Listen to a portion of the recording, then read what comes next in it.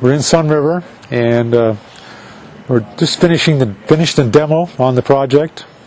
We started off with an old garage in a 1980s house, and with the house as a reverse plan and no bathrooms upstairs. And they wanted to add an extra bedroom and another 2 bathrooms, a master suite.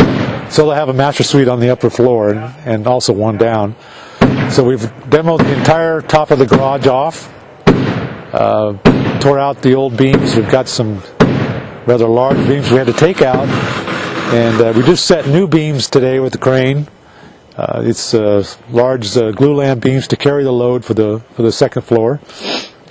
And we're in the process now. We're at the 1st of November, so we're under the gun to get this sealed before the weather changes.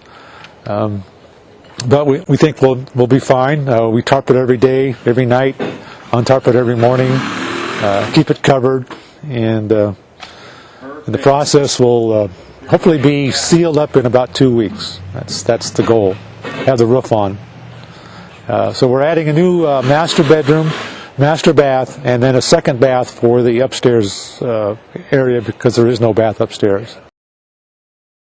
So when the process started, we got the original plans from the house from Sunriver, of course, and when it was built in around 80.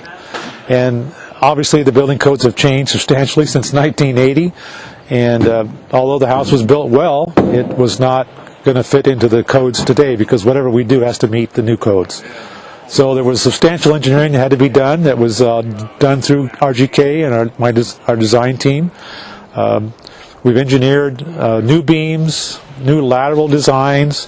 We have to retrofit hold downs for lateral and seismic proportions to make sure that it all works out right to meet the new codes. And although the house was built to the code at the time, the current code won't allow the same type of construction or rafters or floor joists. They all had to be upgraded in the new portion that we're doing. And that's all part of the process that we go through on our design program. Got a full load upstairs and plus the roof load, and we're increasing the roof load by putting the dormer up there and the entire upstairs second floor area. So we've had to engineer and design all the large footings. We had to add to the existing footings by cutting out the garage floor and pouring new concrete, which was to carry that new load. Yep. Then we'll just go do those holes too. Yeah. After we seal this thing, we'll be good shape. So when we started at the end of October, we were hoping to have this wrapped up within 3 months. And if we get this dried in the next couple of weeks, which I'm pretty confident we'll make that, at that point, the rest of the work can proceed without any problems. Obviously, we're not going to be doing any exterior painting until next spring, but we should be pretty well tied in by, I'm hoping, by probably the middle of January. So I think our 3-month goal will probably be good.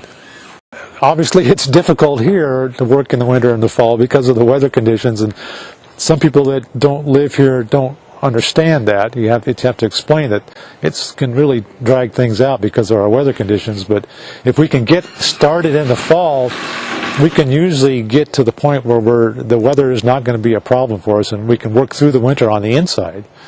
And this project was one that we have to, using all pre-prime siding, which is part of the process for working in the winter. So if it sits all winter without getting painted, which it won't get painted until next spring, it's not going to be a problem, won't be an issue. There won't be any damage from weather.